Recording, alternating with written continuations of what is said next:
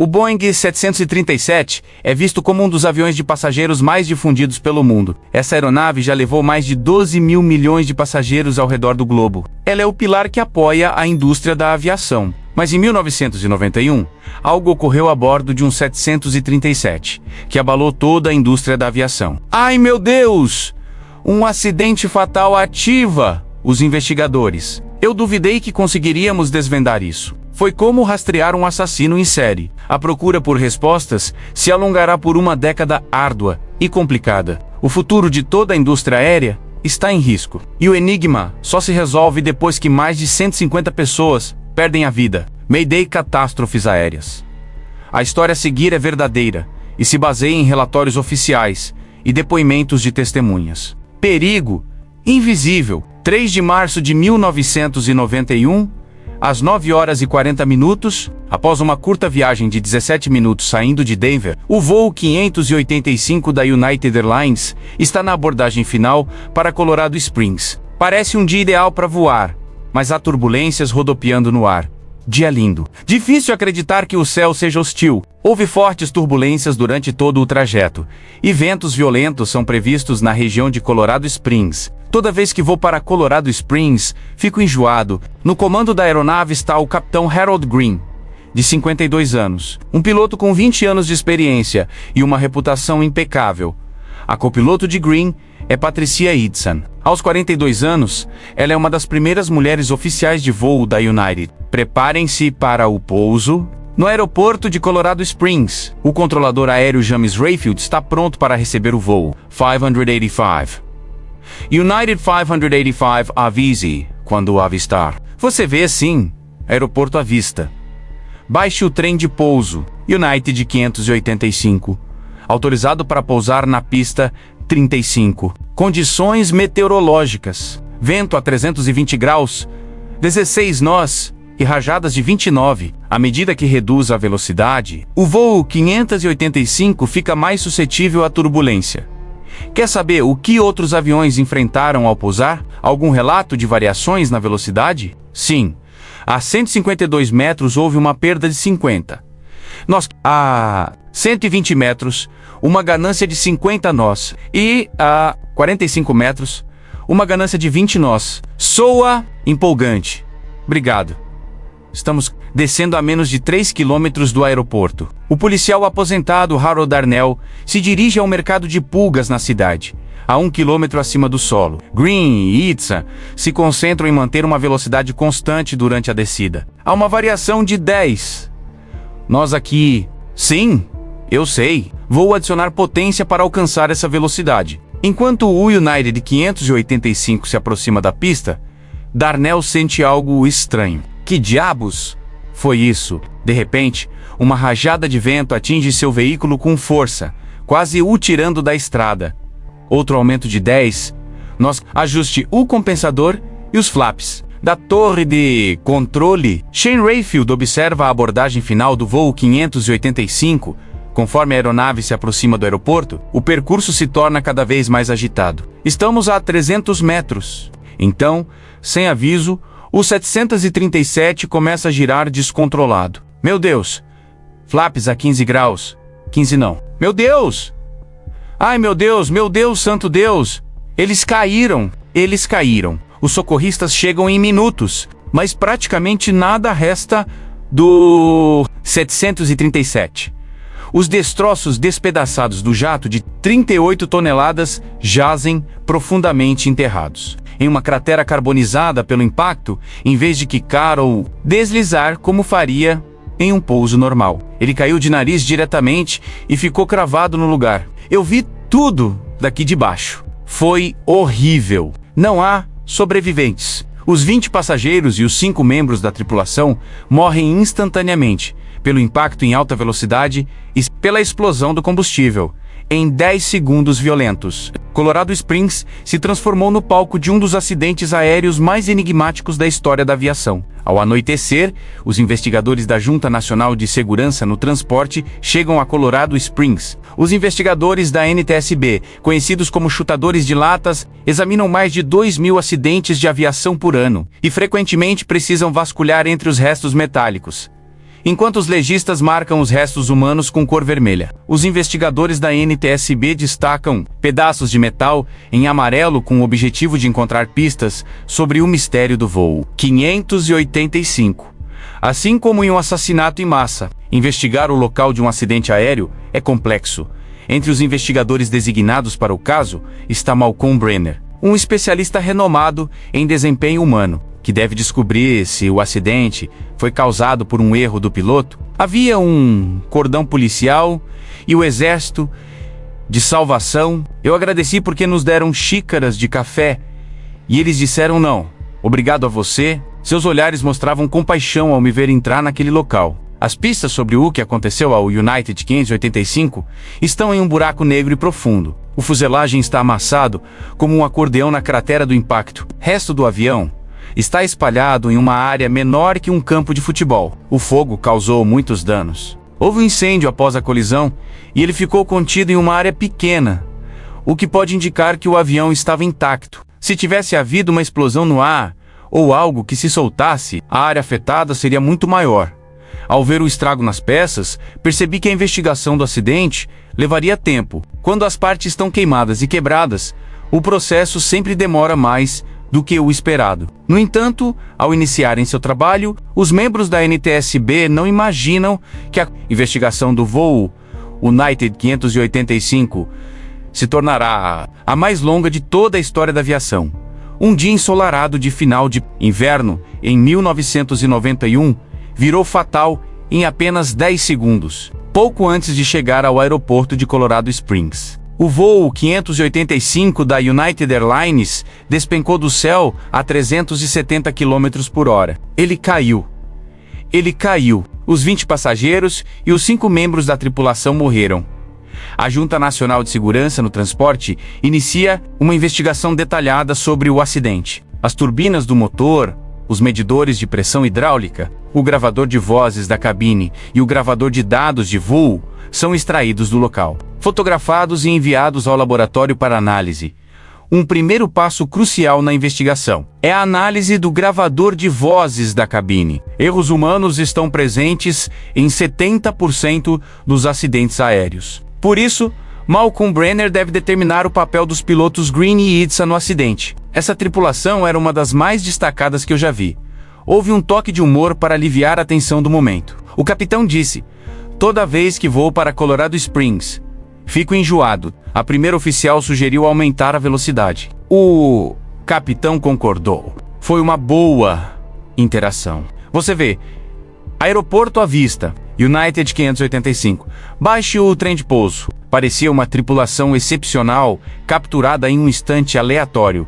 Por isso, minha primeira impressão foi que isso se tratava mais de um problema técnico. À medida que mais se sabe sobre o voo 585, a possibilidade de uma falha mecânica ganha força. Segundos antes do impacto, o avião deu uma volta completa e começou a girar de forma descontrolada. Os investigadores se perguntam se o movimento súbito foi causado pela perda de um motor ou de uma asa. A condição da aeronave no local do acidente mostra que ela estava inteira. No momento do impacto, o que os investigadores não sabem é se os motores ainda funcionavam antes da queda. Os técnicos examinam as turbinas do motor. Descobrem que há sujeira incrustada em cada canto. Essas pás claramente estavam girando e sugando o ar no momento do impacto. Pode ser que os motores operassem, mas os técnicos questionam seu nível de desempenho. Os mostradores de pressão do avião estão destruídos e suas coberturas quebradas. As agulhas dos indicadores foram arrancadas pela força do impacto, mas ainda assim revelam algo. Flaps a 15 graus. 15. Ao observar com cuidado, os investigadores encontram uma marca crítica. No instante do impacto, a agulha do indicador deixou uma marca na placa frontal. Isso prova que quando o United 585 se chocou, seus motores funcionavam bem. Uma vez descartada a falha do motor, resta apenas uma explicação mecânica possível para que o voo 585 se inclinasse de repente e caísse do céu. Cada vez mais parece provável que o avião tenha sofrido uma falha catastrófica em seus sistemas de controle de voo. Os investigadores logo começam a suspeitar do leme na parte traseira da cauda. Nos concentramos no leme. Após eliminar outras superfícies de controle de voo que poderiam causar o giro, Começamos a inspecionar o leme. Tragam para cá, para observar. Os investigadores iniciam a análise do leme no local, mas a violência da colisão torna essa tarefa muito difícil. Quase nada resta. Embora a maioria das partes do avião esteja severamente danificada ou queimada e inadequada para análise, a unidade de controle de potência, ou PCU, está em condições razoáveis. A PCU atua como a direção assistida de um carro e é usada constantemente durante o voo, especialmente nos pousos, quando o piloto pressiona um pedal do leme. A PCU usa fluido hidráulico para converter os movimentos suaves do pé na pressão necessária para mover o enorme leme do 737. O coração da PCU é algo chamado válvula servo-dual. Seu design é similar ao de uma lata de refrigerante e possui dois deslizadores que se movem um contra o outro e controlam o fluxo do líquido hidráulico que aciona o leme. A válvula servo é realmente única, pois age como se fossem duas válvulas em uma. Isso cria uma ampla gama de interações que simplesmente não existem em uma válvula hidráulica convencional. Quando um técnico abre a unidade de controle de potência, encontra pequenas lascas de metal flutuando no fluido hidráulico. É uma descoberta preocupante. Essas partículas poderiam ter feito a válvula servo travar, tornando impossível manobrar o leme do avião. É uma possibilidade aterrorizante. Pode uma falha microscópica como essa derrubar um jato de 38 toneladas? Para Phillips, é difícil saber, embora estejam em melhor estado que o resto da nave. A PCU e a válvula servo-dual estão danificadas. O avião caiu e queimou em uma área bem confinada e houve muito dano nos componentes de controle de voo e nas coisas importantes que analisávamos. Quanto mais danificados os componentes, mais difícil é fazer medições precisas e testes funcionais. Para examinar o que tem, Phillips viaja para a Califórnia, aos laboratórios da Parker Hannifin, onde a unidade de controle do leme é fabricada. As lascas de metal encontradas flutuando nas câmaras da PCU são descartadas. Dizem a Phillips que os filtros as mantêm longe da delicada válvula, servo que direciona o fluido e move o leme. Nada mais é encontrado que possa explicar um movimento repentino do leme no voo 585. Não tínhamos nenhuma indicação precisa apontando que a unidade de controle do leme, a válvula servo ou qualquer parte desse sistema de controle de voo fosse a causa do acidente. Phillips ainda suspeita de um problema mecânico. Mas como não há evidência conclusiva de que a PCU ou a válvula servo causaram o acidente, ele é forçado a aprovar as análises. Está aprovado. Com Phillips em um beco sem saída, o terrível clima de montanha se torna o principal suspeito. Greg Salotolo é um especialista em acidentes de aviação relacionados ao clima que tenta determinar se os fortes ventos foram um fator no acidente. Existem precedentes de acidentes de aviões atribuídos a ondas de montanha e rotores. Em 1966, um avião BUAC 707 que voava perto do monte Fuji se desintegrou entre uma onda de montanha e um rotor. Ventos fortes que batem contra os picos das montanhas formam rotores de vento no lado protegido. Essas correntes descendentes invisíveis e altamente turbulentas que descem com poder devastador são extremamente perigosas para as aeronaves. Após analisar os dados da superfície e do ar superior e conversar com testemunhas, encontramos bastante evidência de que os rotores eram a possibilidade. Houve uma explosão bem ali. Salotolo ouve vários testemunhas falarem sobre o estranho clima de montanha no dia do acidente. Um dos relatos mais intrigantes é o de Harold Darnell. Que diabos foi isso? Sua caminhonete foi atingida por uma forte rajada de vento momentos antes de U-585 cair. Mas à medida que Greg Salotolo revisa minuciosamente sua evidência, a teoria de que um rotor de vento provocou a queda do avião se torna cada vez menos provável. Dia bonito! Difícil acreditar que o céu seja hostil. As áreas de rotores de vento têm pressão barométrica muito baixa. Então, se o voo 585 tivesse passado por no dia do acidente, a leitura do altímetro teria disparado ao elevar o avião de repente. Não encontramos evidência disso no gravador de dados do voo 585U que o gravador de dados de voo mostrou. Foi uma queda rápida e fatal na altitude. Enquanto o avião descia para o solo, Passaram 21 meses desde o início da investigação do trágico acidente do voo 585 da United Airlines. Foram quase 2 anos em que a Junta Nacional de Segurança no Transporte estudou a fundo a tripulação, o clima, o leme e milhares de outras provas coletadas. Não encontraram nada. Pela 4ª vez em sua história, a Junta Nacional de Segurança no Transporte emite um relatório sem conclusão. A causa do acidente do voo 585 permanece indeterminada. Dedicamos muito tempo e esforço à investigação e ainda assim não sabíamos o que havia acontecido. Parecia a investigação de um assassino em série. Tom estava frustrado. Por que não resolveram o caso do 585? Não queria que isso acontecesse de novo. Mas quase 2 anos após a publicação do relatório sobre o 585, o assassino ataca novamente. Às 7 da noite de um dia claro e sem vento, o voo 427 da US Air se aproxima de Pittsburgh. O capitão Peter Germano e o primeiro oficial Charles Emmett se preparam para o último trecho do voo até o aeroporto. Estaremos chegando a Pittsburgh em uns 10 minutos. O céu está limpo e um pouco enevoado. Tripulação, preparem-se para pousar. Verifiquem os cintos de segurança. Obrigado. US Air 427. Desça e mantenha a 6.000 pés. À medida que se aproximam do aeroporto, os pilotos estão atentos a outro voo que está a uns 10 quilômetros à frente. Estamos monitorando o tráfego, virando para 100 graus. US Air 427. Vejo a esteira. Ao passar pela turbulência deixada pelo outro voo, seu avião de repente começa a virar bruscamente para a esquerda. Agente! Agente! Agente! Raios! As ações dos pilotos parecem não ter efeito. Que diabos é isso? Que diabos? Raios! Emergência no voo 427. Ai, meu Deus! Ai, não, por favor, não. Os socorristas chegam rápido.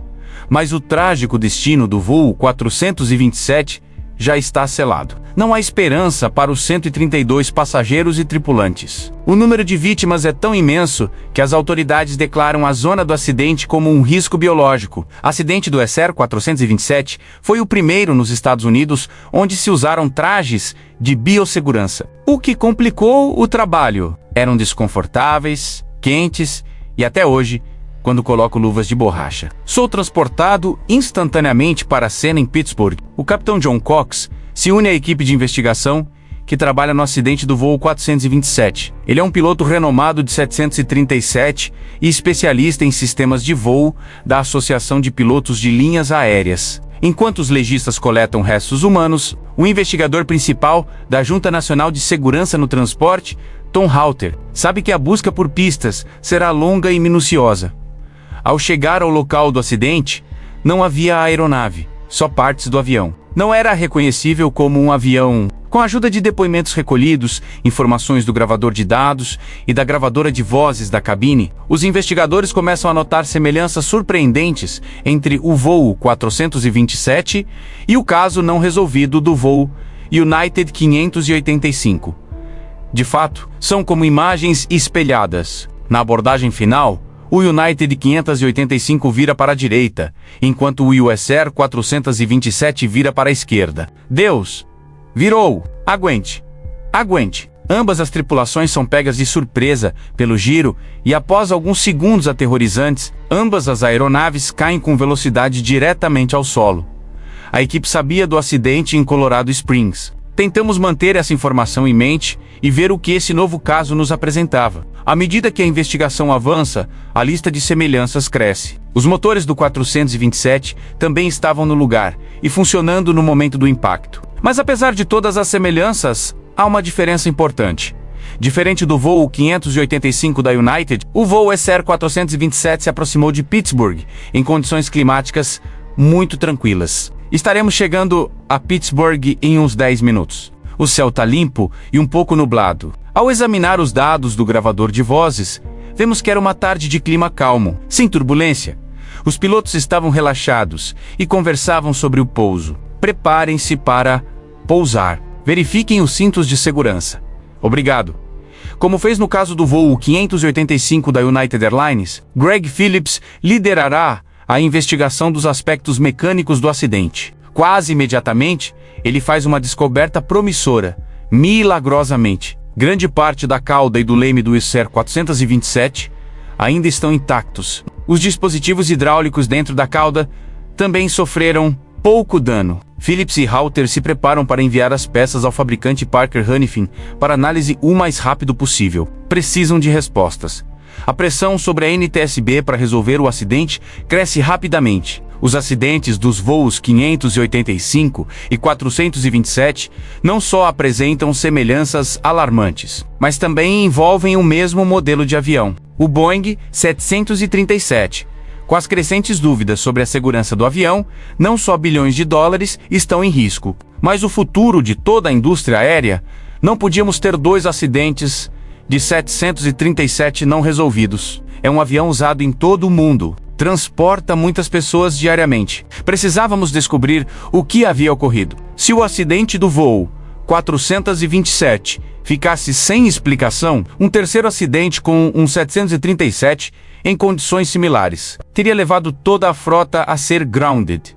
Cuidado com isso. A investigação do acidente do voo 427 poderia ser a mais importante na história da NTSB.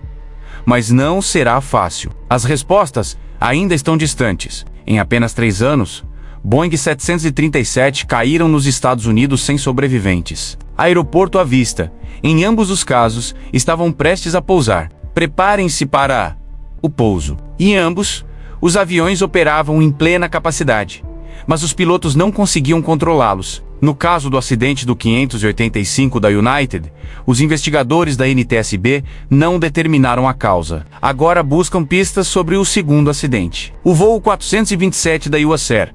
Nunca me permiti pensar que o caso poderia ficar sem resolução. Simplesmente continuamos investigando. Enquanto houvesse coisas para investigar, seguíamos. Para encontrar o culpado, a NTSB não pode se permitir descartar nada. Desde a possibilidade de uma colisão com aves ter derrubado o 427, até teorias estranhas, até bizarras, consideraram interferência eletromagnética e chamadas dizendo que poderiam ser raios mortais russos. Consideraram tudo.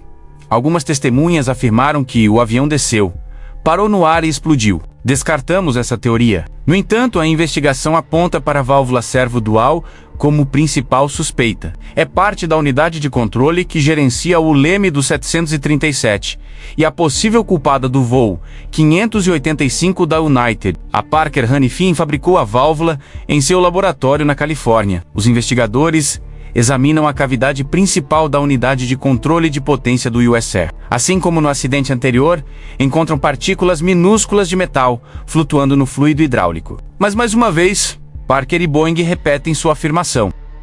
Os filtros que impedem que resíduos interfiram com as delicadas peças metálicas cumpriram seu propósito. O investigador Greg Phillips quer ter certeza absoluta. Se as partículas tivessem bloqueado os deslizadores, teriam deixado pequenas marcas, onde rasparam o metal. Mas Phillips não encontra nenhuma. Outra teste aprovado. Está bem. Phillips faz os técnicos submeterem a unidade do voo 427 a quantos testes puder imaginar para tentar achar uma fraqueza.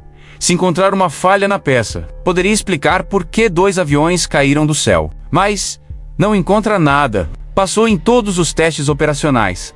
Não se observou nenhum sinal de falha e operou dentro dos parâmetros esperados. Mais uma vez, os investigadores são forçados a se concentrar nos pilotos. Graças ao estudo do gravador de dados de voo, os investigadores confirmaram que o leme do avião estava completamente defletido para um lado, o que se chama ardover. Nossa atenção estava no ardover do leme, que durou aproximadamente 20 segundos. Isso poderia ter sido causado por um problema no equipamento ou pela intervenção do piloto.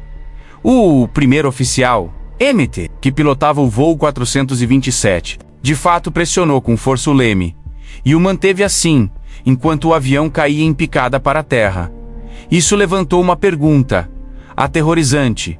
Estava ele deliberadamente tentando cair o avião? Como piloto, isso não me parece um comportamento racional. Que diabos?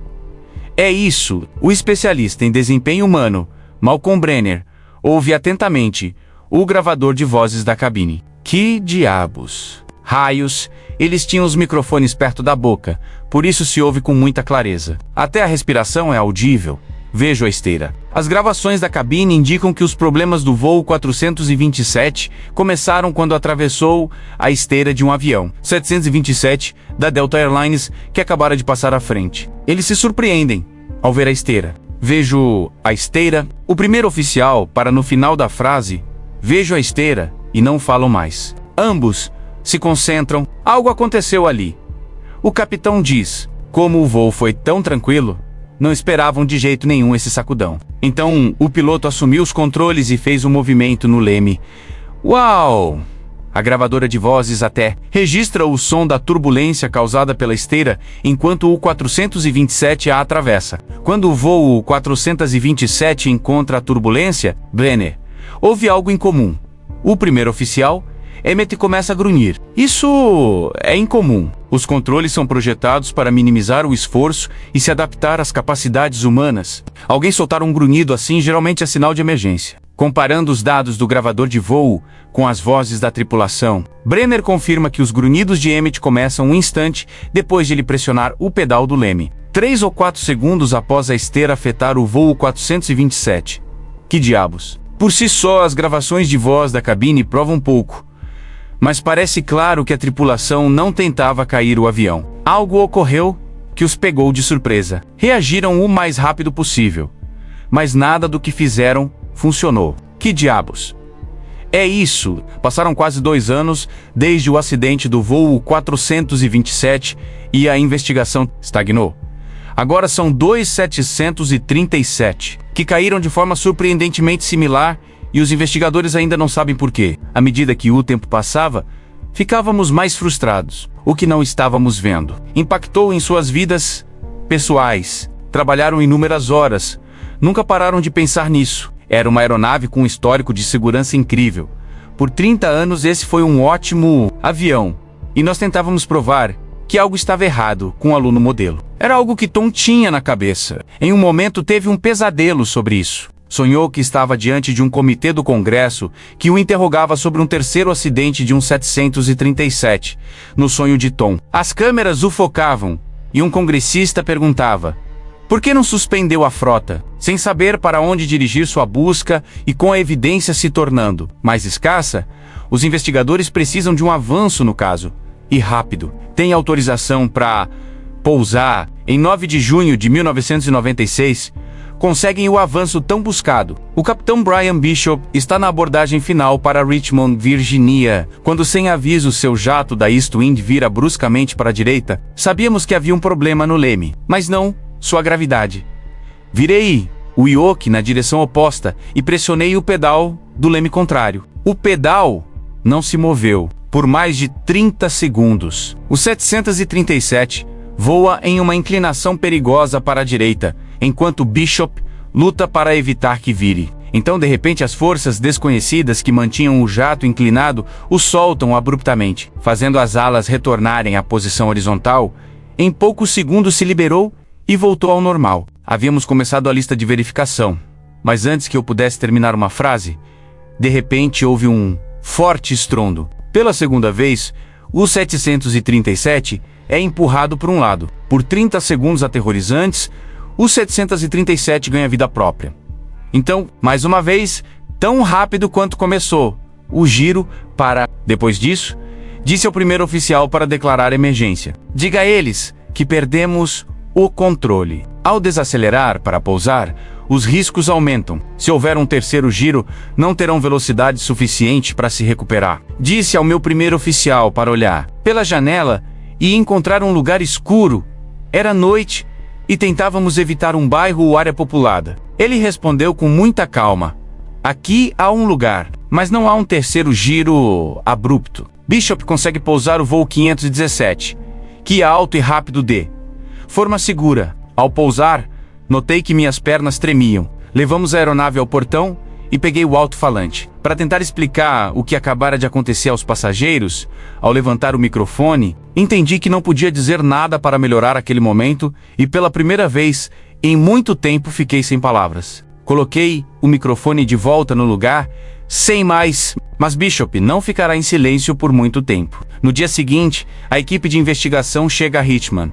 Os dados de voo e o avião estavam intactos. Fomos ao local. O avião não se moveu, ficou em sua posição no aeroporto até chegarmos. Havia muita gente da FAA e da NTSB que queria falar conosco. Isso foi uma oportunidade para a NTSB, porque de repente tinha um 737 que sofreu um incidente no leme e estava intacto. Com um piloto vivo que podia falar sobre isso, estavam mais felizes pelo avião do que por mim. A aeronave provavelmente lhes deu muito mais para investigar do que eu podia fornecer. A NTSB identifica rapidamente que os eventos no voo 517 da Eastwind são alarmantemente similares aos dos voos 427 e 585, se descobrirem porque o 737 de Bishop girou, poderão resolver os dois acidentes misteriosos e fatais. Perguntamos o que aconteceu e eles disseram que o leme falhou.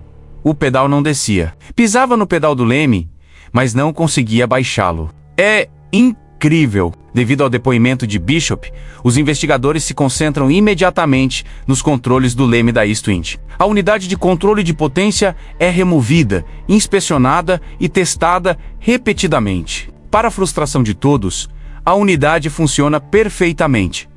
Testamos a nave. Estava intacta. Examinamos completamente.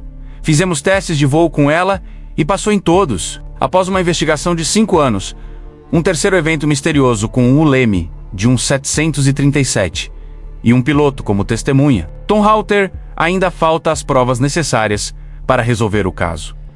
Ele decide investigar mais a fundo seu principal suspeito, o sistema de controles do leme do voo 427.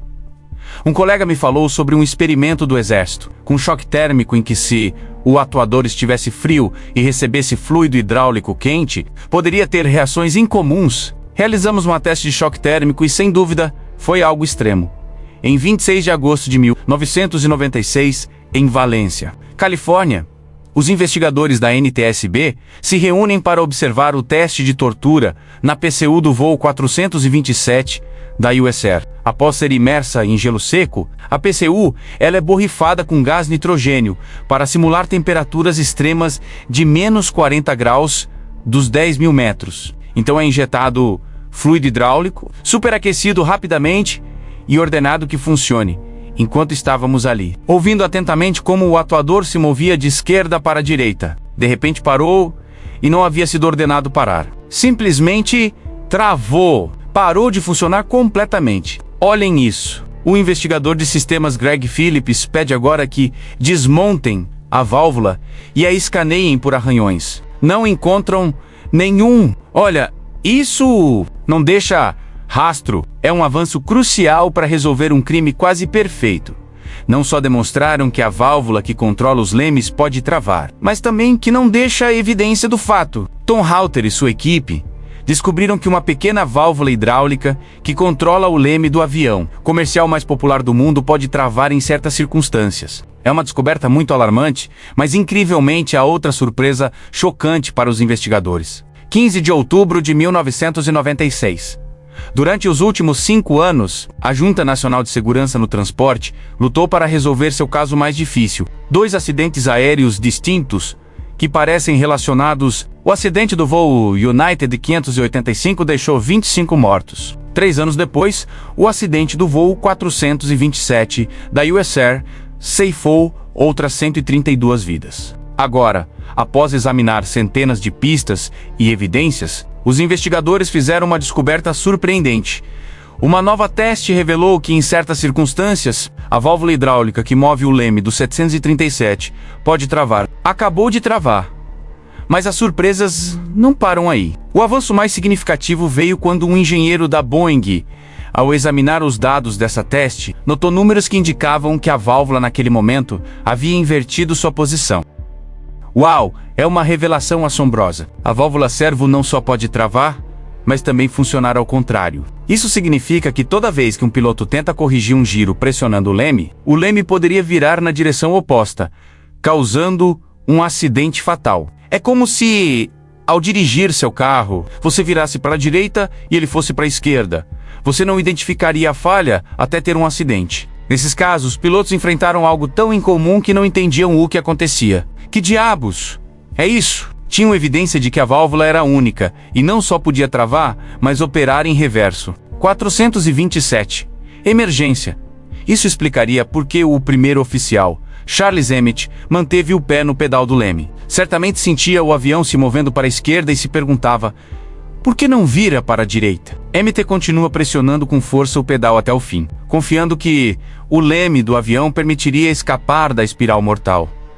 Tristemente, não tem como saber que está direcionando a aeronave diretamente para o solo. Toda vez que vou para Colorado Springs, fico enjoado. Preparem-se para pousar. Satisfeitos por terem determinado a causa do acidente do voo 427 da US Air, a NTSB se foca no caso não resolvido do voo 585 da United. Outro aumento de 10. Nós agora entendemos as ações do capitão em Colorado Springs. Está perto do solo e sob uma inversão do leme pisa levemente no pedal. Mas o pedal empurra violentamente sua perna para trás. Meu Deus! Virou flaps a 15 graus. 15. A inversão encaixa com o que se sabe da tripulação. Mostramos o modo de falha. Coincidia com os registros dos aviões. Encaixava perfeitamente. Agora tínhamos mais dados sobre o voo 585 da United. Refizemos o relatório. Meu Deus! Desde o momento da inversão do leme até o impacto, passaram menos de 10 segundos. A tripulação do voo 585 não teve como salvar a aeronave e os passageiros. Após a investigação, mudanças radicais foram implementadas para melhorar a segurança do 737 e de toda a indústria da aviação. Novos métodos de treinamento foram criados para ajudar os pilotos a reagir a eventos incomuns. Agora treinam os pilotos da frota 737 para reagir a bloqueios e inversões do leme. Se a tripulação do voo US Air 427 tivesse a informação que temos hoje, teria pousado em segurança em Pittsburgh naquela tarde. A FAA também ordenou a Boeing redesenhar completamente a válvula servo dual do leme para eliminar de vez a possibilidade de inversão. A Boeing gastou centenas de milhões de dólares substituindo as válvulas em milhares de aviões 737 ao redor do mundo. Na junta de segurança, não gostamos de acidentes indeterminados, pois impedem melhorias na segurança. Graças ao US Air 427 e ao United 585. Agora a frota de 737 é muito mais segura. Levou 10 anos para os investigadores da NTSB resolverem os misteriosos acidentes dos voos 585 e 427. É a investigação mais longa na história da aviação. Algumas pessoas não acreditam que a NTSB acertou. Eu me convenci após conversar com numerosas pessoas, incluindo pilotos, engenheiros e gente da Boeing, além de passar muito tempo com os investigadores, de que sim, acertaram. Desde que as válvulas do 737 foram substituídas, não se registrou nenhum acidente similar no avião mais bem-sucedido, mais popular e mais rentável do mundo. Um Boeing 747 despenca em picada no Oceano Pacífico. As pessoas saltaram pelo ar. Os outros motores não respondem. O avião estava fora de controle e prestes a cair. Em 2 minutos, o voo 006 da China Airlines desce 10 km pelo céu. Velocidade 270, 280. O avião começa a se desintegrar enquanto precipita para o oceano. Fechei os olhos. Pensei que ia morrer. Altitude 4.500 metros. 3.600 metros. 3.000 metros. Emergência, Mayday, catástrofes aéreas. A história a seguir é verdadeira e se baseia em relatórios oficiais e depoimentos de testemunhas. Em 19 de fevereiro de 1985, um voo da China Airlines cruza o Pacífico rumo a Los Angeles. O avião segue para o leste a 12.000 metros de altitude. Já é meia-noite para os passageiros e a tripulação a bordo. Os tripulantes de relevo estão no comando do avião, enquanto ele voa sobre o oceano em piloto automático. A tripulação principal tem várias horas livres durante a viagem, para descansar bem antes do pouso. Mas o capitão Minuan está preocupado. Bom dia. Senhores, embora seu descanso ainda não tenha terminado, o capitão retorna à cabine de pilotagem. Venho acompanhá-los, mas não é o único acordado. 2 passageiros estão comemorando. Os amigos Sean Connery e Alex Noel é como estar em primeira classe, porque Sean faz 30 anos. Tive o aniversário mais longo da minha vida pelas 12 horas. Bebemos champanhe e festejamos a 12.500 metros de altitude. Não muitos podem fazer o mesmo. Bill Peacock está em primeira classe, trabalha para o governo americano e viajou pelo mundo todo. Era um voo comum como qualquer outro. Meu assento em primeira classe era muito confortável. Li um pouco e dormi. Nesse momento, o avião se aproxima da costa da Califórnia. Bom dia! Logo serviremos o café da manhã. Se quiserem ajustar os relógios, são 7 da manhã em Los Angeles. Dormiu sim, muito bem, senhor. Bom dia, capitão. Após seu descanso de 5 horas, a tripulação de voo se reúne na cabine. Momentos depois, o avião encontra uma forte corrente de vento. Senhoras e senhores, fala o capitão. Estamos passando por turbulência, ajustem os cintos. O piloto automático mantém o avião voando a 470 km por hora, mas com os fortes ventos é cada vez mais difícil manter essa velocidade. Para a tripulação, a situação fica mais preocupante. O motor 4 tem pouco empuxo. Um dos motores tem um problema. O engenheiro de voo aciona o acelerador, mas o motor não reage. Perdemos velocidade. Na cabine de passageiros, Sean Connery nota algo. Você percebe que a luz daquela asa não pisca? Achei ter visto uma luz na ponta da asa. Parecia um cone, mas quando olhei de novo dessa vez não estava lá. Essa asa ainda tem a luz. Acho que você bebeu demais. Sente-se na cabine de pilotagem. A situação estranha logo piora muito. O motor 4 apagou. O quarto motor para de funcionar. Revise os procedimentos e calcule a altitude. O problema com o motor 4 não é totalmente inesperado. Na reunião pré-voo, o capitão O foi informado que uma equipe de manutenção havia reparado o motor. Talvez ainda não funcionasse direito, mas já revisaram o motor. Sim, senhor, talvez seja isso. Sem o quarto motor, o avião continua perdendo velocidade. Velocidade 240, solicite uma altitude mais baixa. Torre de controle. Dynasty 006 solicitando nova altitude. Por favor, aguardem. Acenda o motor 4. Sim, senhor.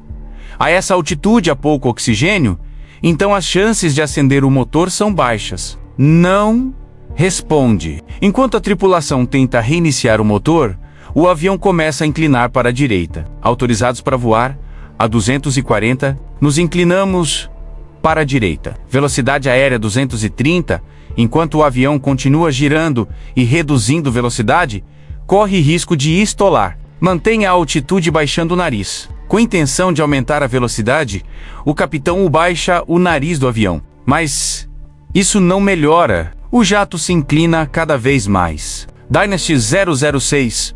Me ouvem? Velocidade 220. Nos inclinamos para a direita. Desativarei o piloto automático.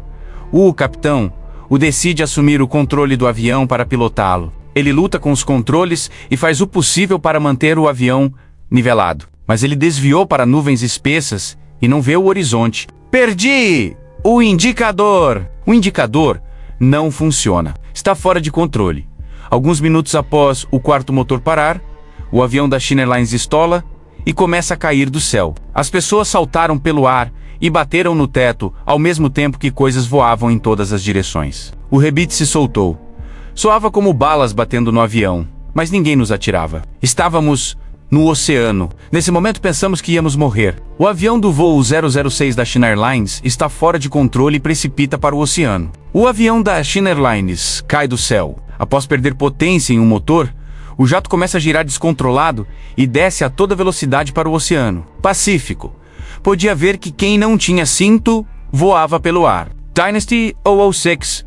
Como me ouvem? A tripulação não sabe o que fazer ante o comportamento imprevisto do avião. Os outros motores não respondem. Não responde. Dynasty 006. Como me ouvem? Velocidade aérea 270, 280. Dynasty 006. Como me ouvem? Enquanto o avião sacode forte, o engenheiro de voo tenta acender novamente o quarto motor. Não acende. As forças G são tão grandes que o engenheiro de voo fica colado ao pedestal de comandos. Dynasty 006.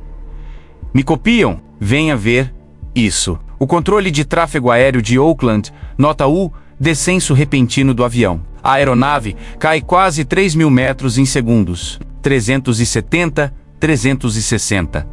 As forças também afetam os passageiros. Fechei os olhos. Achei que morreria. Pensei que o avião explodira. O avião está para exceder sua velocidade máxima. É a velocidade máxima. Após cair em picada a toda velocidade, o Boeing 747 começa a puxar para cima. Assim que o avião se endireita, as forças G mudam de direção. Os passageiros ficam colados ao chão e se sentem como se pesassem 5 vezes mais. Lembro de ver um senhor chinês do outro lado do corredor e parecia que seu rosto derretia e caía ao chão como se fosse de cera. Seu rosto estava todo deformado. Enquanto a tripulação tenta controlar o avião, ele começa a desacelerar. Velocidade 190 nós Dynasty 006. Sim, senhor. Talvez seja isso. Mas após semanas de investigação, a junta conclui que o motor não precisava ser substituído. Todas as reparações foram feitas conforme o manual. Por isso o motor defeituoso não foi a causa do acidente. Mesmo com a perda de um motor, isso não deveria ser perigo. O motor 4 apagou.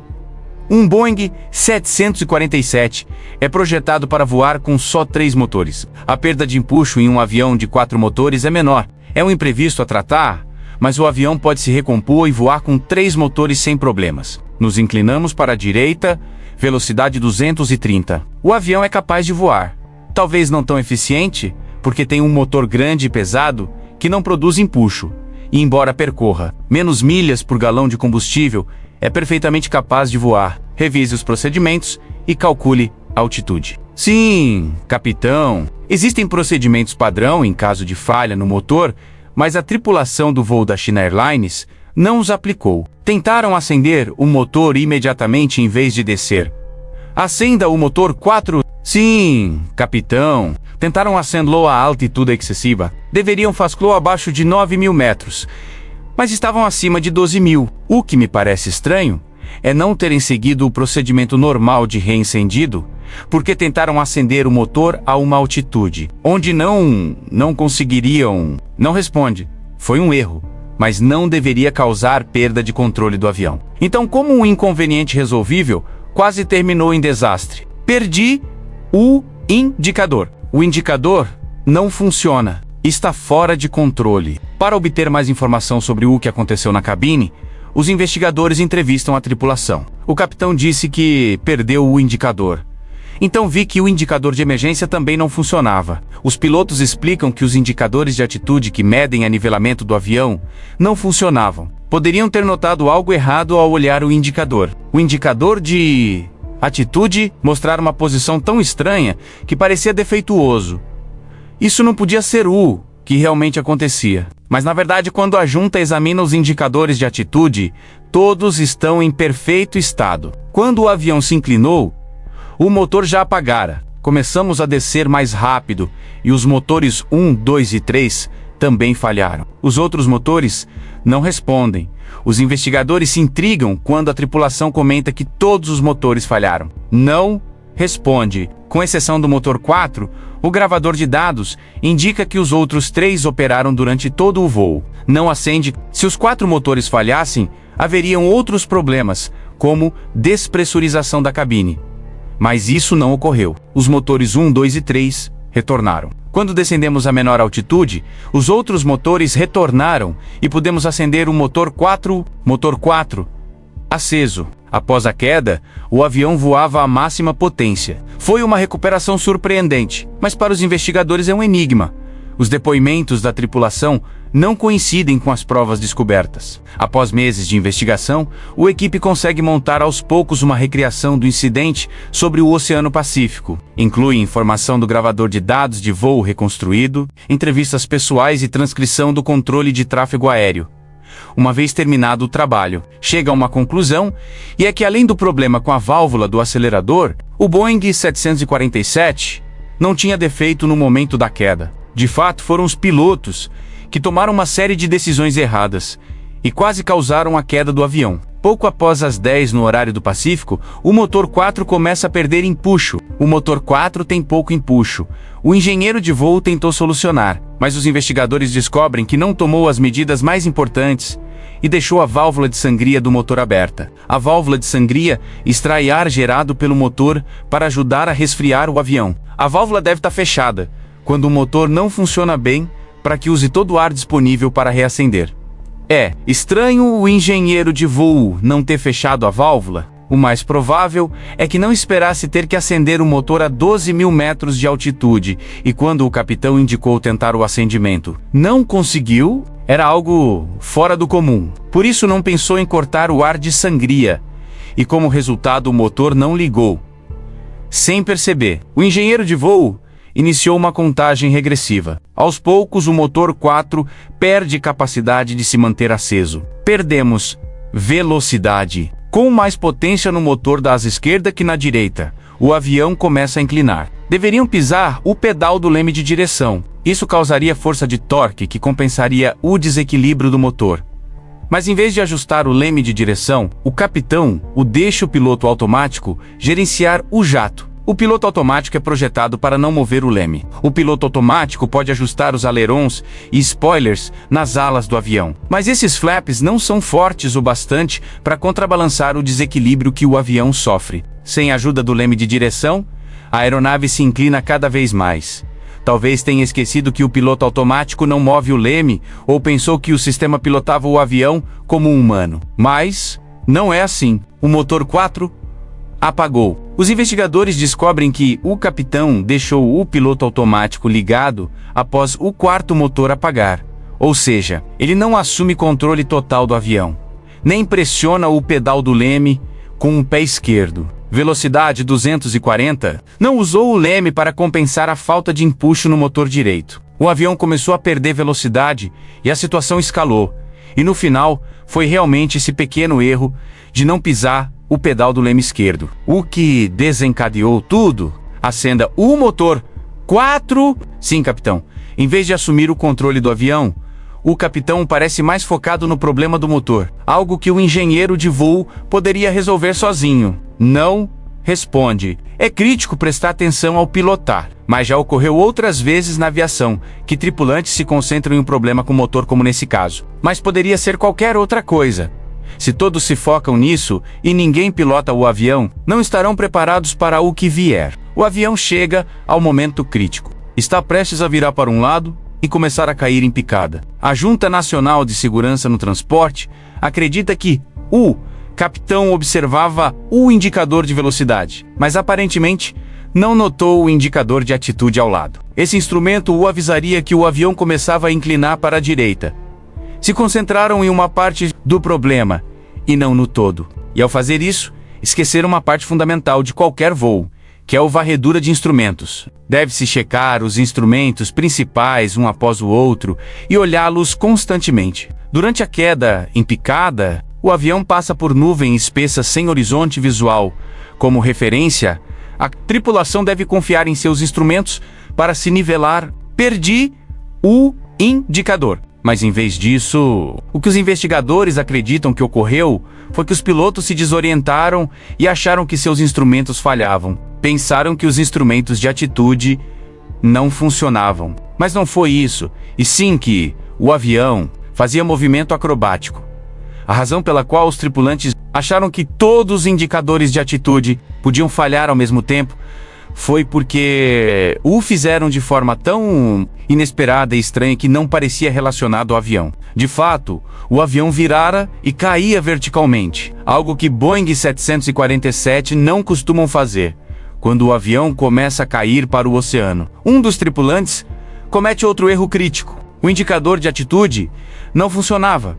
Então, o reiniciei. Nas entrevistas, o engenheiro de voo disse à Junta Nacional de Segurança no Transporte que os 3 motores falharam.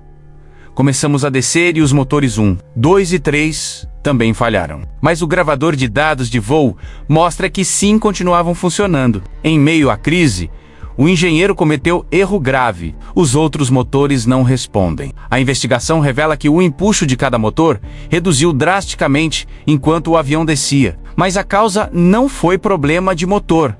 Os aceleradores do motor foram reduzidos ao mínimo, em tentativa de frear a queda descontrolada da aeronave. Foi algo que o engenheiro de voo passou despercebido no caos. É compreensível que o engenheiro de voo se confundisse nessa situação. Se não visse o capitão reduzindo a potência dos motores, assumiria que era falha mecânica e não manobra intencional. Os investigadores também acreditam saber por que os motores não forneceram mais potência quando o engenheiro tentou acelerar. As baixas temperaturas a 9.000 metros os impediram de reagir rápido. Não responde, mas nesse momento o engenheiro poderia entender a reação lenta dos motores como outro sinal de falha.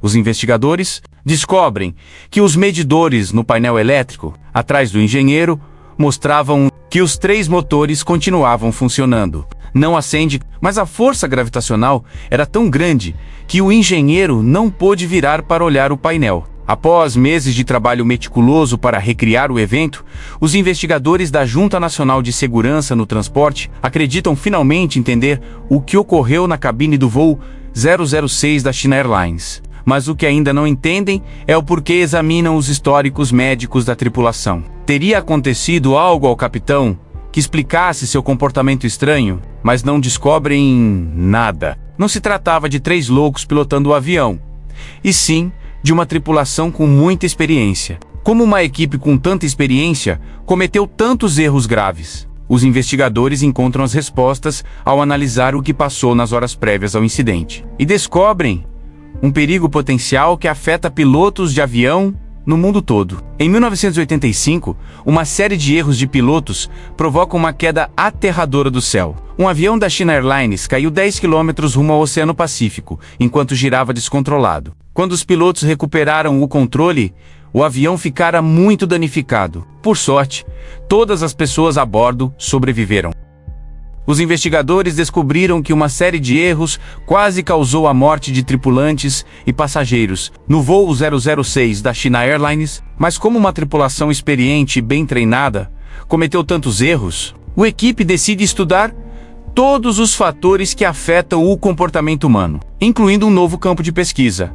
Pela primeira vez, o ritmo circadiano e os biorritmos foram considerados como possível explicação de por que o capitão de um Boeing 747, muito experiente, não notou coisas que a outros pilotos poderiam parecer óbvias. Como o fato de o avião estar virando enquanto tentava resolver um problema de motor, embora o capitão tivesse o descanso requerido antes de voar naquele dia. Um Boeing 737 despenca sem controle. Mas então surge um mistério que abala a aviação. Depois, investigadores perseguem pistas por anos. E, finalmente, uma descoberta chocante salva vidas futuras. Um avião da China Airlines perde o motor, porém a tripulação comete erros em cadeia. Em seguida, o jato cai em picada vertiginosa. Mas no fim, uma recuperação heróica evita a tragédia total. Inscreva-se se você gostou do vídeo.